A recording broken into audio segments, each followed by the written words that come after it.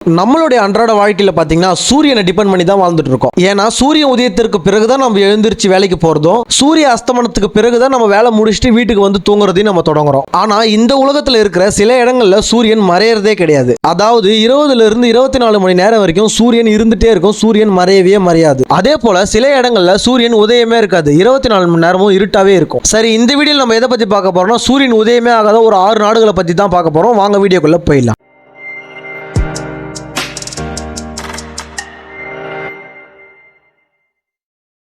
இந்த உலகத்துல சூரியன் மறையாம இருக்கிற லிஸ்ட்ல நம்ம முதல்ல பார்க்க போற நாடு நார்வே. ஆர்டிக் வட்டத்தில் அமைஞ்சிருக்கிற இந்த நார்வேல தொடர்ச்சியா 76 நாள் சூரியன் மறையாமலே இருக்குங்க. குறிப்பா இந்த 76 நாட்களுமே நார்வே ஃபுல்லாவே பகலாவே இருக்குங்க. அதனாலதான் இந்த இடத்தை சூரியன் வந்து தங்கும் இடம் அப்படின்னு சொல்லிட்டு சொல்றாங்க. இங்கிலீஷ்ல சொல்லணும்னா land of the midnight sun. இந்த 76 நாட்களுமே எந்த மந்த்ல வரும்னு பாத்தீங்கன்னா மே மாசத்துல இருந்து ஜூலை மாசம் வரைக்கும் சூரியன் மறையாமலே இருக்கும். இந்த டைம்ல நீங்க நார்வே பக்கம் போயிட்டு வந்தீங்கன்னா கண்டிப்பா இந்த சிச்சுவேஷனை நீங்க அனுபவிக்கலாம். நம்ம லிஸ்ட்ல செகண்ட் பிளேஸ்ல இருக்கிற இடம் கனடால இருக்கிற மொனாஹெட். இந்த பிளேஸ் எக்ஸாக்ட்டா எங்க அமைஞ்சிருக்குன்னு பாத்தீங்கன்னா கனடால நார்த் சைடுல இருக்கிற ஆர்டிக் வட்டத்துக்கு மேல 2 டிகிரிக்கு அப்பாற்பட்ட இடத்துல இந்த இடம் அமைஞ்சிருக்கு. இந்த இடத்தோட பேரு மொனாஹெட். இந்த இடத்துல தொடர்ச்சியா 2 மாசத்துக்கு மேல முழுசா சூரிய வெளிச்சம் மட்டும்தான் இருக்கும். இதே போலவே குளிர்காலத்துல தொடர்ந்து 30 நாட்களுக்கு மேல முழு இரவாவே இருக்குங்க. குளிர்காலத்துல சூரியனோட அனல் சுத்தமா இல்லாத காரணத்தினால அந்த இடமே முழுக்க இருள் சூழ்ந்து பனி படர்ந்து இருக்குன்னு சொல்றாங்க. நம்ம லிஸ்ட்ல 3rd பிளேஸ்ல பார்க்க போற இடம் ஐஸ்லாந்து. கிரேட் பிரிட்டனுக்கு பிறகு யூரோப்பியால இருக்கிற மிகப்பெரிய தீவு எதுன்னு பாத்தீங்கன்னா இந்த ஐஸ்லாந்து தான். இந்த உலகத்துல இருக்கிற நாடுகள்லயே கொசுக்கள் இல்லாத நாடுன்னு சொல்லிட்டு இந்த ஐஸ்லாண்ட சொல்றாங்க.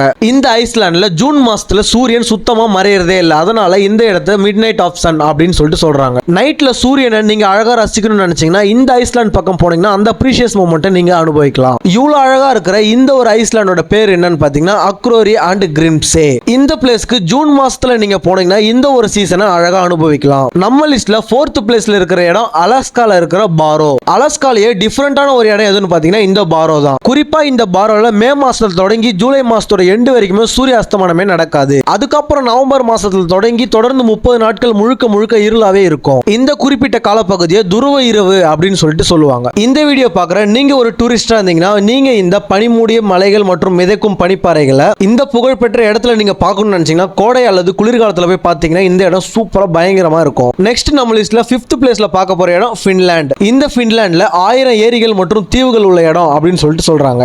இந்த ஃபேமஸான பின்லாந்துல பெரும்பாலான இடத்துல சூரிய அஸ்தமனத்தை உங்களால பார்க்கவே முடியாது. குறிப்பா இந்த கோடை காலத்துல மட்டும் சுமார் 73 நாட்களுக்கு சூரிய அஸ்தமனமே இல்லாம முழு பகல் பொழுதாவே இருக்குங்க. அதே சமயம் குளிர்காலத்துல இந்த ஒரு இடத்துல சூரிய ஒளி அப்படின்றதே இருக்காது, அந்த அளவுக்கு இருள் சூழ்ந்தே இருக்கும். பின்லாந்து பகுதியில் வசிக்கிற மக்கள் தான் இந்த உலகத்திலே அதிக நேரம் முழிச்சுன்னு இருக்கிற மக்கள் அப்படின்னு சொல்லிட்டு சொல்றாங்க. ஏன்னா காரணம் தொடர்ச்சியான சூரிய உதயம் தான். சூரியன் மறையாத காரணத்தினால இவங்க கோடையில மிகவும் கம்மியான காலம் தான் தூங்குறாங்க. அதே போல குளிர்காலத்துல நடக்கக்கூடிய நீண்ட இரவின் காரணமா உலகத்திலேயே அதிகமா தூங்குற மனிதர்களும் இவங்க தான். கேட்கும் போதே சூப்பரா இருக்குல்ல. இந்த வீடியோல நம்ம கடைசியா பார்க்க போற நாடு ஸ்வீடன். இது வரைக்கும் பார்த்த நாடுகள்ல கொஞ்சம் வித்தியாசமா இந்த ஸ்வீடன்ல மே மாசத்துல தொடங்கி ஆகஸ்ட் மாசம் நைட்ல தான் சூரியன் அஸ்தமனம் ஆகும். சூரியன் மிட் நைட்ல மறைஞ்சாலும் அகைன் அடுத்த நாள் காலையில 4 மணிக்கெல்லாம் சூரியன் உதயம் ஆயிடும். இது தொடர்ந்து ஒரு 6 மாசத்துக்கிட்ட நடந்துட்டே இருக்குங்க. சரி, நம்ம இந்த வீடியோட எண்டுக்கு வந்துட்டோம். இந்த வீடியோல நான் சொன்ன நாடுகள்லயே எந்த நாடு உங்களுக்கு ரொம்ப பிடிச்சிருந்துச்சு சொல்லிட்டு மறக்காம கமெண்ட்ல சொல்லுங்க. ஒருவேளை நீங்க அங்க போனாலோ இல்ல அங்க பிறந்து இருந்தாலோ என்ன பண்ணிருப்பீங்க அப்படின்றதையும் மறக்காம கமெண்ட்ல சொல்லுங்க. இதே போல அடுத்த வீடியோல பார்க்கலாம். மறக்காம வீடியோக்கு லைக் பண்ணிட்டு சேனலை சப்ஸ்கிரைப் பண்ணி வச்சுக்கோங்க. தேங்க்யூ ஃபார் வாட்சிங் அஸ் கைஸ்.